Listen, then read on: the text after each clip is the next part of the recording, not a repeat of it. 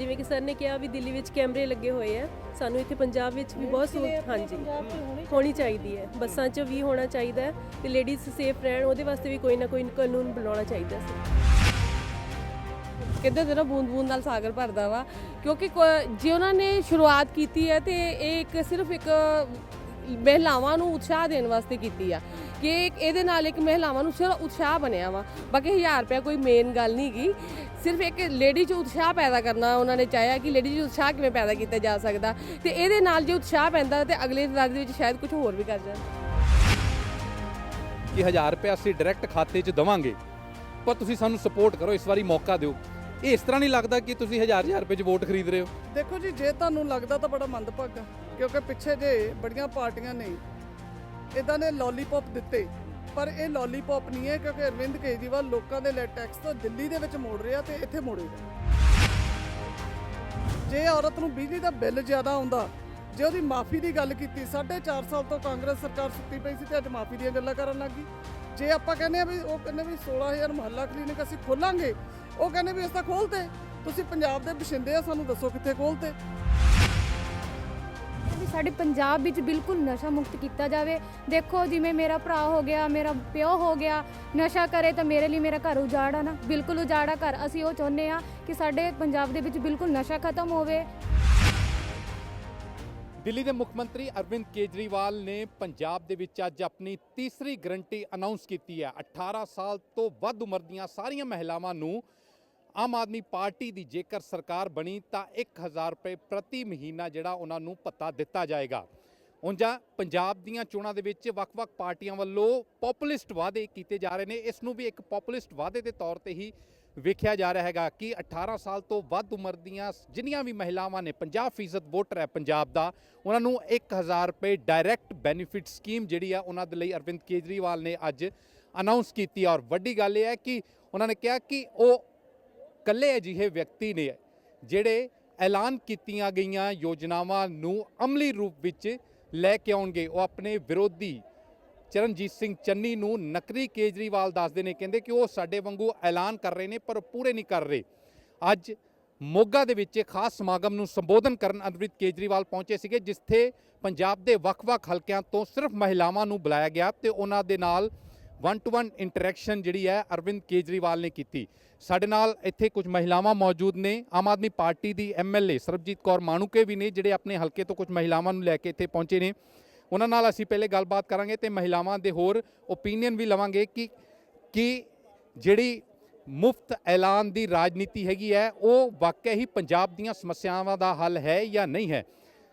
ਜਦੋਂ ਦੂਸਰੀ ਪਾਰਟੀਆਂ ਦੇ ਲੀਡਰ ਮੁਫਤ ਯੋਜਨਾਵਾਂ ਦਾ ਐਲਾਨ ਕਰਦੇ ਨੇ ਤੇ ਤੁਸੀਂ ਕਹਿੰਦੇ ਹੋ ਕਿ ਇਹ ਲੋਕਾਂ ਨੂੰ ਰੋਜ਼ਗਾਰ ਦਿਓ, ਲੋਕਾਂ ਨੂੰ ਸਮਰੱਥ ਬਣਾਓ, ਫ੍ਰੀ ਦੀਆਂ ਚੀਜ਼ਾਂ 'ਚ ਕੁਝ ਨਹੀਂ ਰੱਖਿਆ, ਪਰ ਐਲਾਨ ਤੁਸੀਂ ਵੀ ਉਸ ਤੋਂ ਬਾਅਦ ਇੱਕ ਤੋਂ ਬਾਅਦ ਇੱਕ ਉਸੇ ਤਰ੍ਹਾਂ ਦੇ ਕਰ ਰਹੇ ਹੋ। ਦੇਖੋ ਜੀ, 70-75 ਸਾਲ ਹੋ ਗਏ ਦੇਸ਼ ਆਜ਼ਾਦ ਹੋਏ ਨੂੰ। ਅੱਜ ਸਾਡੀਆਂ ਬੀਬੀਆਂ ਜਿਹੜੀਆਂ ਕਮਾਉਂਦੀਆਂ ਨਹੀਂ ਵਿਚਾਰੀਆਂ, ਬੇਸ਼ੱਕ ਉਹ ਜਿੱਡੀ ਵੱਡੀ ਮਰਜ਼ੀ ਫੈਮਿਲੀ ਦੇ ਵਿੱਚ ਚਲੀਆਂ ਜਾਣ, ਪਰ ਉਹ ਸੱਚਾਈ ਇਹ ਆ ਉਹਦੀਆਂ ਜ਼ਰੂਰਤਾਂ ਲਈ 1-1 ਰੁਪਏ ਦੀ ਮੁਤਾਜ ਹੁੰਦੀਆਂ। ਉਹਨਾਂ ਨੂੰ ਆਪਣੀਆਂ ਪਰਸਨਲ ਜ਼ਰੂਰਤਾਂ ਲਈ 1 ਰੁਪਈਆ ਜਾਂ 2 ਰੁਪਈਏ ਵੀ ਆਪਣੇ ਬੱਚਿਆਂ ਲਈ ਕਿਸੇ ਤੋਂ ਮੰਗਣੇ ਪੈਂਦੇ ਆ। ਤੇ ਜ਼ਰੂਰੀ ਹੈ ਇਹ ਸਰਕਾਰ ਨੂੰ ਦੇਖਣਾ ਵੀ ਸਾਡੀਆਂ ਜਿਹੜੀਆਂ ਬੱਚੀਆਂ, ਧੀਆਂ, ਭੈਣਾਂ ਜਾਂ ਸਾਡੀਆਂ ਜਿਹੜੀਆਂ ਔਰਤਾਂ ਮੈਰਿਡ ਵੂਮਨ ਆ ਜਾਂ ਮਾਵਾਂ ਸਾਡੀਆਂ, ਉਹਨਾਂ ਦੇ ਖਾਤੇ 'ਚ ਸਰਕਾਰ ਉਹ ਟੈਕਸ ਤਾਂ ਉਹ ਵੀ ਕਿਤੇ ਨਾ ਕਿਤੇ ਲੈਂਦੀਆਂ, ਇਨਡਾਇਰੈਕਟ ਟੈਕਸ ਤਾਂ ਉਹ ਵੀ ਦਿੰਦੀਆਂ। ਜਿਹੜਾ ਕੋਈ ਕਮਾਉਂਦਾ ਨਹੀਂ ਬੰਦਾ, ਪੈਸਾ ਤਾਂ ਸਰਕਾਰ ਦਾ ਖਜ਼ਾਨਾ ਉਹ ਵੀ ਭਰਦਾ।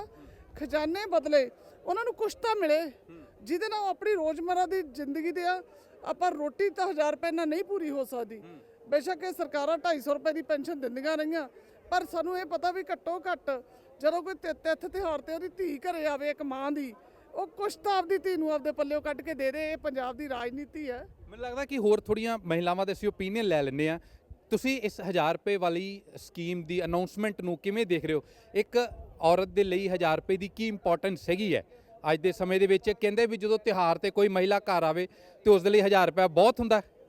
1000 ਰੁਪਇਆ ਚਲੋ ਚਾਹੇ ਬਹੁਤ ਨਹੀਂ ਹੁੰਦਾ, ਲੇਕਿਨ ਸਾਡੇ ਲਈ ਬਹੁਤ ਹੁੰਦਾ ਹੈ ਮਹਿਲਾਵਾਂ ਲਈ। ਕਈ ਵਾਰੀ ਸਾਡੇ ਪਰਸ 'ਚ 100 ਰੁਪਇਆ ਵੀ ਨਹੀਂ ਨਿਕਲਦਾ। ਜਿੱਦਾਂ ਕੇਜਰੀਵਾਲ ਜੀ ਨੇ ਕਿਹਾ ਕਿ ਨੋਟਬੰਦੀ ਵਾਲਾ ਕਈ ਮਾਵਾਂ ਦੀਆਂ ਜੇਬਾਂ ਖਾਲੀ ਕਰਾਤੀਆਂ ਮੋਦੀ ਨੇ।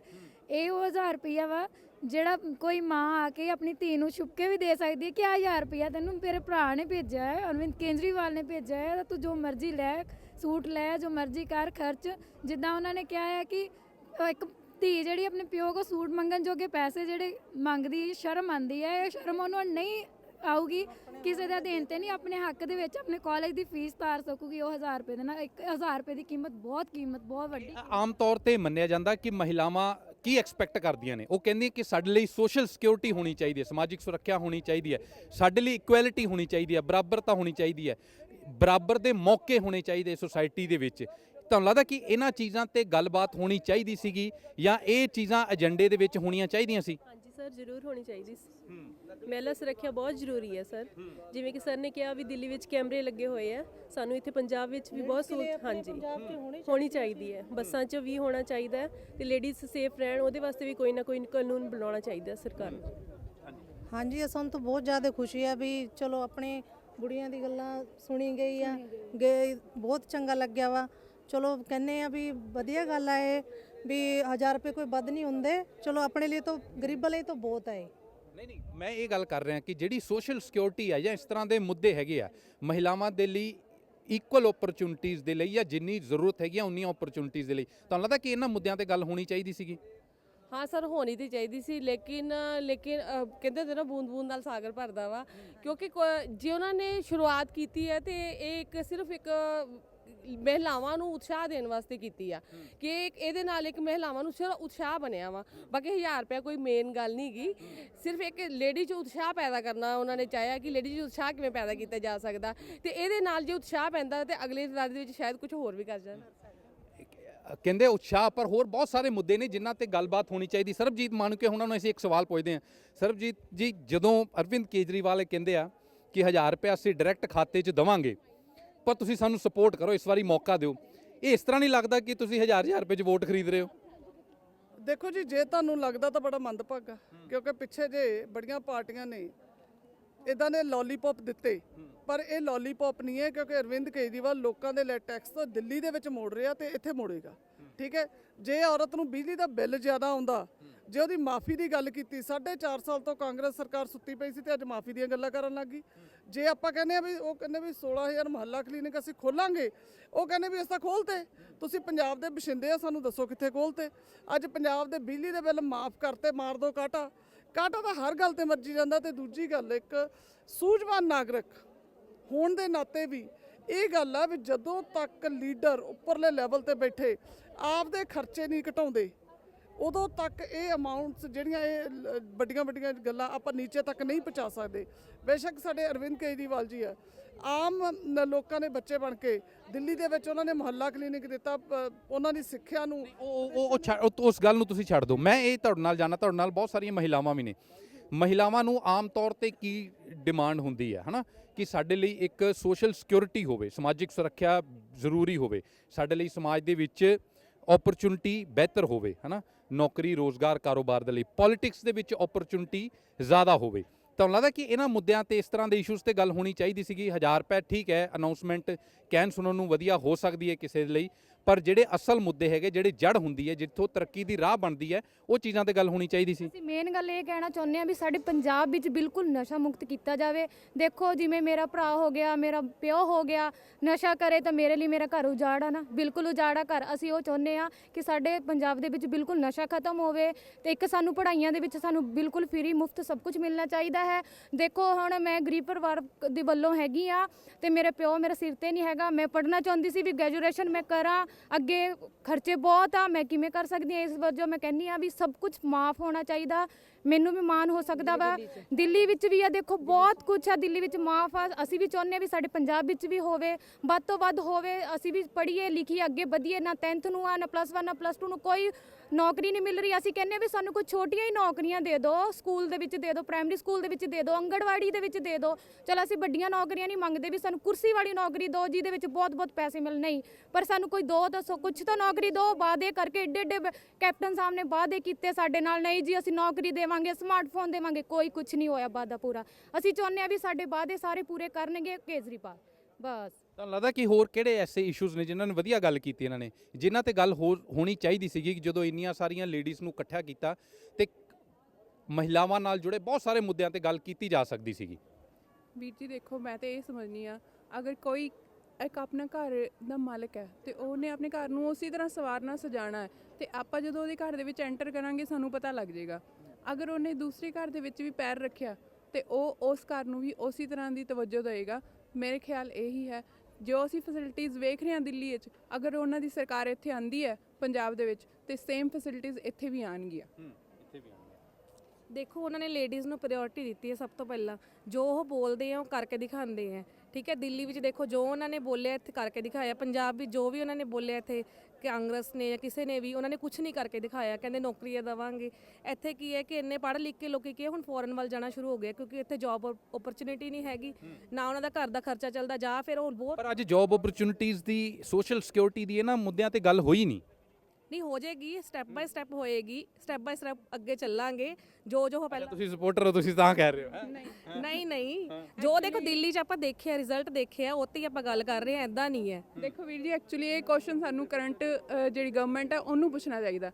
ਜੇ ਤੁਸੀਂ ਜੌਬ ਦੀ ਗੱਲ ਕਰਦੇ ਹੋ, ਮੈਂ ਖੁਦ ਐਗਜ਼ਾਮ ਦੇਣੀ ਆ ਜੌਬ ਦੇ, ਜਾ ਕੇ ਉੱਥੇ ਐਗਜ਼ਾਮ ਦੇਣ ਲੱਗਿਆ ਕੀ ਹਾਲ ਹੁੰਦਾ, ਕਿਤੇ ਚੀਟਿੰਗ ਚੱਲ ਰਹੀ ਹੈ। ਤੁਸੀਂ ਇਸੇ ਲਈ ਮੈਂ ਕਹਿ ਰਿਹਾ ਵੀ ਜੇ ਕੋਈ ਦੂਸਰਾ ਵਿਅਕਤੀ ਆਪਣਾ ਵਿਜ਼ਨ ਲੈ ਕੇ ਆ ਰਿਹਾ तो विजन कन्वे होना चाहिए चंगी तरह दे नाल। मैं मेरे कहने का भी मतलब यही है कि जे अरविंद केजरीवाल 1000 रुपए की गल करते हैं तो टोटैलिटी च गल होनी चाहिए है, सारे मुद्दों को छूना चाहिए कि लोगों को जरूरत की हैगी है जी। ये सब तो बेसिक नीड है। जे तुसी नीड्स की गल कर रहे हो तो बेसिक नीड टच की है। इस तो पहले भी वो हैल्थ रिलेटेड नीड्स टच करके गए हैं, इलैक्ट्रिसिटी रिलेटेड नीड्स टच करके गए हैं। ये हौली हौली स्टैप बाय स्टैप होएगा, सब कुछ होएगा। हाँ जी बीबी जी, तुसी की 1000 रुपए ਨਾਲ खुश हो? खुश ही हैं बस। साडे तो तुहानू पता ही है भी हुण दवाइयां बूटियां किवें चल रहीआं वा। जे कोले पैसा हो फिर ही असीं लवांगे दवाइयां। बच्चे साडे रुलदे आ, पढ़े लिखे आ, वो किन्ने किन्ने डिग्रियां अगलियां ने कीतियां वी उही तुरे फिरदे आ, नौकरी मिलदी नहीं गी। फिर हुण उन्हां जवाकां ਤੁਹਾਨੂੰ ਯਕੀਨ ਹੈ 1000 रुपया दे दूगे केजरीवाल? ਉਹ ਤਾਂ ਹੁਣ ਉਹਨਾਂ ਦੀ ਮਰਜ਼ੀ ਆ, ਸਾਨੂੰ ਵਿਸ਼ਵਾਸ ਵੀ ਆ, ਮਰਜ਼ੀ ਵੀ ਆ, ਬਸ ਵੀ ਆ ਸਾਨੂੰ ਵੀ ਸਾਨੂੰ ਮਿਲੂਗਾ। ਹਾਂ, ਵਾਅਦਾ ਜਦ ਕਰਦੇ ਆ, ਅੱਗੇ ਵੀ ਬਥੇਰੇ ਵਾਅਦੇ ਅਗਲਿਆਂ ਨੇ ਕੀਤੇ ਆ, ਅੱਗੇ ਨਹੀਂ ਪਗਾਏਗੇ। ਜਿਵੇਂ ਅੱਗੇ ਚੱਲੀ ਜਾਂਦੇ ਫਿਰ ਨਾਲ ਦੀ ਨਾਲ ਉਵੇਂ ਚੱਲਾਂਗੇ ਸਰਕਾਰਾਂ ਦੇ। ਹੋਰ ਕੀ ਆ ਫਿਰ? ਨਹੀਂ ਜਦੋਂ ਵਾਅਦੇ ਪੂਰੇ ਕੀਤੇ ਆ ਤਾਂ ਕਰਨਗੇ ਵੀ। ਇਹ ਗੱਲ ਨਹੀਂ 1000 ਰੁਪਏ ਦੇ ਬਹੁਤ ਵਾਅਦੇ ਪੂਰੇ ਕਰ ਚੁੱਕੇ ਆ, ਕੋਈ ਗੱਲ ਨਹੀਂ, ਕਰਨਗੇ ਵਾਅਦੇ ਵੀ। ਕੇਜਰੀਵਾਲ ਆਊਗੀ ਸਰਕਾਰ, ਇਸ ਵਾਰੀ ਪੰਜਾਬ ਦੇ ਵਿੱਚ ਕੇਜਰੀਵਾਲ ਹੀ ਆਊਗੀ। ਸੋ ਇਹ ਅਰਵਿੰਦ ਕੇਜਰੀਵਾਲ ਵੱਲੋਂ ਜਿਹੜਾ ਐਲਾਨ ਕੀਤਾ ਗਿਆ ਹੈ ਕਿ 18 ਸਾਲ ਤੋਂ ਵੱਧ ਉਮਰ ਦੀਆਂ ਮਹਿਲਾਵਾਂ ਨੂੰ 1000 ਰੁਪਏ ਪ੍ਰਤੀ ਮਹੀਨਾ ਜਿਹੜਾ ਹੈਗਾ ਉਹ ਦਿੱਤਾ ਜਾਏਗਾ। ਔਰ ਕਿ ਬਹੁਤ ਸਾਰੀਆਂ ਮਹਿਲਾਵਾਂ ਨੇ ਇਸ ਤੇ ਜਿਹੜਾ ਆਪਣੀ ਸਹਿਮਤੀ ਵੀ ਜ਼ਾਹਿਰ ਕੀਤੀ ਹੈ ਕਿ ਵਧੀਆ ਅਨਾਉਂਸਮੈਂਟ ਹੈਗੀ ਹੈ। ਪਰ ਉਸ ਦੇ ਵਿੱਚ ਇੱਕ ਫੈਕਟਰ ਜ਼ਰੂਰ ਹੈਗਾ ਕਿ ਆਮ ਆਦਮੀ ਪਾਰਟੀ ਦੇ ਸਪੋਰਟਰਸ ਨੂੰ ਜ਼ਿਆਦਾਤਰ ਸੱਦਿਆ ਗਿਆ ਹੈ। ਆਮ ਆਦਮੀ ਪਾਰਟੀ ਦੇ ਜਿਹੜੇ ਐਮਐਲਏਜ਼ ਨੇ ਵੱਖ-ਵੱਖ ਹਲਕਿਆਂ ਦੇ ਵਿੱਚੋਂ ਮਹਿਲਾਵਾਂ ਨੂੰ ਇੱਥੇ ਬੁਲਾਇਆ ਗਿਆ ਸੀਗਾ ਇਸ ਸਮਾਗਮ ਦੇ ਵਿੱਚ, ਜਿਨ੍ਹਾਂ ਦੇ ਵਿੱਚ ਬਹੁਤ ਸਾਰੀ ਗਿਣਤੀ ਹੈ ਜਿਹੜੀ ਉਹਨਾਂ ਮਹਿਲਾਵਾਂ ਦੀ ਹੈਗੀ ਹੈ ਜਿਹੜੇ ਆਮ ਤੌਰ ਤੇ ਆਮ ਆਦਮੀ ਪਾਰਟੀ ਦੇ ਸਪੋਰਟਰ ਹੈਗੇ ਸੀਗੇ। ਜਿਸ ਸਮੇਂ ਇਹਨਾਂ ਮਹਿਲਾਵਾਂ ਨੂੰ ਐਂਟਰ ਕਰਨ ਦਿੱਤਾ ਗਿਆ ਇਸ ਰਿਜ਼ੋਰਟ ਦੇ ਵਿੱਚ, ਇਸ ਸਮਾਗਮ ਦੇ ਵਿੱਚ ਸ਼ਾਮਲ ਹੋਣ ਦੇ ਲਈ, ਤੇ ਇਸ ਸਮਾਗਮ ਦੇ ਸ਼ਾਮਲ ਹੋਣ ਦੇ ਲਈ ਇਨਵੀਟੇਸ਼ਨ ਕਾਰਡ ਦਿੱਤੇ ਗਏ। ਸਿਰਫ ਇਨਵੀਟੇਸ਼ਨ ਕਾਰਡ ਤੇ ਹੀ ਉਹਨਾਂ ਦੀ ਐਂਟਰੀ ਹੋਈ ਔਰ ਇਨਵੀਟੇਸ਼ਨ ਕਾਰਡ ਦੇ ਉੱਤੇ ਇੱਕ QR ਨੰਬਰ ਜਿਹੜਾ ਸੀਗਾ ਉਹ ਛਾਪਿਆ ਗਿਆ ਸੀ, ਜਿਸ ਨੂੰ ਸਕੈਨ ਕਰਕੇ ਹੀ ਐਂਟਰ ਕਰ ਸਕਦੇ ਸੀ। ਯਾਨੀ ਕਿਸੇ ਵੀ ਓਪਨਲੀ ਖੁੱਲ੍ਹੇ ਤੌਰ ਤੇ ਕਿਸੇ ਨੂੰ ਐਂਟਰ ਨਹੀਂ ਕਰਨ ਦਿੱਤਾ ਗਿਆ ਕਿ ਸ਼ਾਇਦ ਇੱਕ ਓਪਨ ਓਪੀਨੀਅਨ ਇਸ ਤੇ ਕਿਸ ਤਰ੍ਹਾਂ ਦਾ ਆਂਦਾ ਉਹ ਵੱਖਰਾ ਵੀ ਹੋ ਸਕਦਾ ਸੀਗਾ। ਪਰ ਜ਼ਿਆਦਾਤਰ ਜਿਹੜੀਆਂ ਮਹਿਲਾਵਾਂ ਪਹੁੰਚੀਆਂ ਨੇ ਇੱਥੇ ਉਹ ਲੋਕ ਨੇ ਜਿਨ੍ਹਾਂ ਦੀ ਜ਼ਹਿਨੀਅਤ ਕਿਤੇ ਨਾ ਕਿਤੇ ਆਮ ਆਦਮੀ ਪਾਰਟੀ ਦੇ ਨਾਲ ਮਿਲਦੀ ਸੀਗੀ। ਉਸ ਲਈ ਉਹਨਾਂ ਨੇ 1000 ਰੁਪਏ ਪ੍ਰਤੀ ਮਹੀਨਾ ਦੀ ਅਨਾਉਂਸਮੈਂਟ ਨੂੰ ਸ਼ਲਾਘਾ ਵੀ ਕੀਤੀ ਉਹਦੀ, ਪਰ ਕਿਤੇ ਨਾ ਕਿਤੇ ਦੱਬੀ ਜ਼ੁਬਾਨ ਦੇ ਵਿੱਚ ਇਹ ਵੀ ਕਹਿੰਦੇ ਨੇ ਕਿ ਮਹਿਲਾਵਾਂ ਦੇ ਨਾਲ ਜੁੜੇ ਹੋਰ ਕਈ ਸਾਰੇ ਮੁੱਦੇ ਨੇ ਜਿਨ੍ਹਾਂ ਦੇ ਉੱਤੇ ਗੱਲ ਕੀਤੀ ਜਾ ਸਕਦੀ ਸੀ। ਕੈਮਰਾਮੈਨ ਗੁਲਸ਼ਨ ਦੇ ਨਾਲ ਪਮਿਲ ਭਾਟੀਆ, ਦੈਨਿਕ ਸਵੇਰਾ, ਮੋਗਾ। ਅਲੀਸ਼ਾ ਬੇਗਮ, ਇੱਕ ਔਰਤ ਦਾ ਦੁੱਖ ਇੱਕ ਔਰਤ ਹੀ ਸਮਝ ਸਕਦੀ ਹੈ। ਰੂਹਾਨੀ ਅਤੇ ਕਾਲੀ ਸ਼ਕਤੀਆਂ ਦੀ ਮਾਲਕਨ, ਦੁਨੀਆ ਦਾ ਸਭ ਤੋਂ ਚਮਤਕਾਰੀ ਇਲਮ ਮੇਰੇ ਕੋਲ ਹੈ। ਮੇਰੇ ਕੀਤੇ ਨੂੰ ਕੋਈ ਕੱਟ ਨਹੀਂ ਸਕਦਾ। ਕਾਲਾ ਇਲਮ ਕਰਨਾ ਅਤੇ ਤੋੜਨਾ ਹਰ ਇੱਕ ਦੇ ਵੱਸ ਦੀ ਗੱਲ ਨਹੀਂ। ਪਰੇਸ਼ਾਨੀ ਜਿਵੇਂ ਲਵ ਮੈਰਿਜ, ਪਤੀ ਪਤਨੀ 'ਚ ਝਗੜਾ, ਸੌਤਨ ਦੁਸ਼ਮਣ ਤੋਂ ਛੁਟਕਾਰਾ, ਤਲਾਕ ਕੇਸ, ਬੁਰੇ ਸੁਪਨੇ, ਵਿਦੇਸ਼ ਯਾਤਰਾ, ਬੁਰੀ ਸੰਗਤ ਜਾਂ ਨਸ਼ਾ ਛੁਡਾਉਣਾ, ਬਿਮਾਰੀ 'ਚ ਦਵਾ ਨਾ ਲੱਗਣਾ। ਵਸ਼ੀਕਰਨ ਇੱਕ ਸੱਚਾਈ ਹੈ। ਵਸ਼ੀਕਰਨ ਕਰਵਾਓ, ਮਨ ਚਾਹਾ ਪਿਆਰ ਪਾਓ। ਕੀ ਤੁਹਾਡੀ ਕਿਸਮਤ 'ਚ ਲੋਟਰੀ ਦਾ ਯੋਗ ਹੈ ਜਾਂ ਨਹੀਂ? ਸੱਚਾਈ ਜਾਣੋ। ਲੋਟਰੀ ਨੰਬਰ ਪਾਓ, ਭਾਵੇਂ 649 ਹੋਵੇ ਜਾਂ ਲੋਟੋ ਮੈਕਸ। 11 ਘੰਟੇ 'ਚ ਕਰਵਾਓ ਹਰ ਪਰੇਸ਼ਾਨੀ ਦਾ ਹੱਲ ਘਰ ਬੈਠੇ। ਅਸ਼ਟਾਮ ਪੇਪਰ ਤੇ ਲਿਖ ਕੇ ਲਵੋ ਕੰਮ ਦੀ ਗਾਰੰਟੀ। ਜਾਂ ਕਹਿਣੇ ਤੋਂ ਬਾਹਰ ਤੁਰੰਤ ਸੰਪਰਕ ਕਰੋ, ਤੁਹਾਡੀ ਹਰ ਗੱਲ ਗੁਪਤ ਰੱਖੀ ਜਾਵੇਗੀ। ਅਲੀਸ਼ਾ ਬੇਗਮ। ਵਰਲਡ ਫੇਮਸ ਬਾਬਾ ਸਲੀਮ ਖਾਨ 21 ਵਾਰ 골ਡ ਮੈਡਲਿਸਟ। ਸਾਰੀਆਂ ਥਾਵਾਂ ਤੋਂ ਨਿਰਾਸ਼ ਅਤੇ ਮਾਇੂਸ ਹੋਣ ਵਾਲੇ ਇੱਕ ਵਾਰ ਫੋਨ ਜ਼ਰੂਰ ਕਰੋ, ਜਿਵੇਂ ਚਾਹੋਗੇ ਉਵੇਂ ਹੋਏਗਾ। It's my promise, immediately result, open challenge. ਇਲਮਾਂ ਦੇ ਮਾਹਿਰ A to Z ਸਮੱਸਿਆਵਾਂ ਦਾ ਫੋਨ ਤੇ ਘਰ ਬੈਠੇ ਕਰਵਾਓ ਹੱਲ। ਵਸ਼ੀਕਰਨ ਅਤੇ ਮੁੱਠ ਕਰਨੀ, ਲਵ ਮੈਰਿਜ, ਸੌਤਨ ਅਤੇ ਦੁਸ਼ਮਣ ਤੋਂ ਛੁਟਕਾਰਾ, ਪੱਕਾ ਕੰਮ ਪੱਕਾ ਹੱਲ, 101% ਦੀ ਗਾਰੰਟੀ, ਅਸ਼ਟਾਮ ਪੇਪਰ ਸਮੇਤ। ਸਭ ਤੋਂ ਪਹਿਲਾਂ ਕੰਮ ਕਰਨ ਦਾ ਵਾਅਦਾ, ਨੌਕਰੀ, ਪ੍ਰਮੋਸ਼ਨ, ਕਾਰੋਬਾਰ 'ਚ ਪਰੇਸ਼ਾਨੀ, ਘਰ 'ਚ ਝਗੜਾ, ਕੋਰਟ ਕੇਸ, ਤਲਾਕ, ਪ੍ਰਾਪਰਟੀ ਝਗੜਾ, ਪਤੀ ਪਤਨੀ ਚ ਅਣਬਣ, ਜਾਦੂ ਟੋਨਾ, ਮਨਮੋਹਣੀ ਵਸ਼ੀਕਰਨ ਕਰਵਾਓ ਜਾਂ ਤੁੜਵਾਓ, ਰੁੱਸੇ ਨੂੰ ਮਨਾਉਣਾ। ਹੁਣੇ ਕਾਲ ਕਰੋ ਬਾਬਾ ਸਲੀਮ ਖਾਨ 98 199 37467। ਨਾ ਤੂੰ ਫੇਰ ਝੰਡਾ ਚੁੱਕ ਲਿਆ। ਤੂੰ ਪੰਜੇ ਵਾਲਾ ਝੰਡਾ ਚੁੱਕੀ ਰੱਖਿਆ ਤੇ ਹੁਣ ਕੇਸਰੀ ਚੁੱਕ ਲਿਆ। ਮੂਰਖ ਸਾਂ ਮੈਂ, ਕਮਲਾ ਹੋ ਗਿਆ ਸਾਂ, ਝੂਠੇ ਲਾਰਿਆਂ ਵਿੱਚ ਫਸ ਗਿਆ ਸੀ ਮੈਂ। ਕਹਿੰਦੇ ਸੀ ਸਾਰੇ ਕਰਜ਼ੇ ਮਾਫ ਕਰ ਦਿਆਂਗੇ, ਸਹੂਲਤਾਂ ਮਿਲਣਗੀਆਂ। ਮਿਲ ਗਈਆਂ ਫਿਰ। ਸਵਾ ਕਰਜ਼ਾ ਮਾਫ ਕਰਨਾ ਤੇ ਦੂਰ, ਨਾਲ ਦਾ ਖੇਤ ਵੀ ਬੈਂਕ ਵਾਲੇ ਲੈ ਗਏ। ਆੜਤੀ ਦੇ ਤਰਲੇ ਕਰ ਕਰਕੇ ਮਸਾਂ ਇੱਕ ਛੋਟਾ ਖੇਤ ਬਚਿਆ। ਇਹਦੇ ਨਾਲੋਂ ਤਾਂ ਬਾਦਲ ਕਿਤੇ ਚੰਗੇ ਸੀ। ਹਾਂ, ਉਹ ਗਰੀਬਾਂ ਬਾਰੇ ਸੋਚਦਾ ਸੀ। 200 ਯੂਨਿਟ ਬਿਜਲੀ ਦੇ ਫ੍ਰੀ ਸੀ, ਆਟਾ, ਦਾਲ, ਪੈਨਸ਼ਨ ਸਭ ਟਾਈਮ ਸਿਰ ਮਿਲ ਜਾਂਦਾ ਸੀ। ਆਪਣੀ ਜੋਤੀ ਦੇ ਵਿਆਹ ਦਾ ਸ਼ਗਨ ਵੀ ਤੇ ਝਟਪਟ ਹੀ ਮਿਲ ਗਿਆ ਸੀ।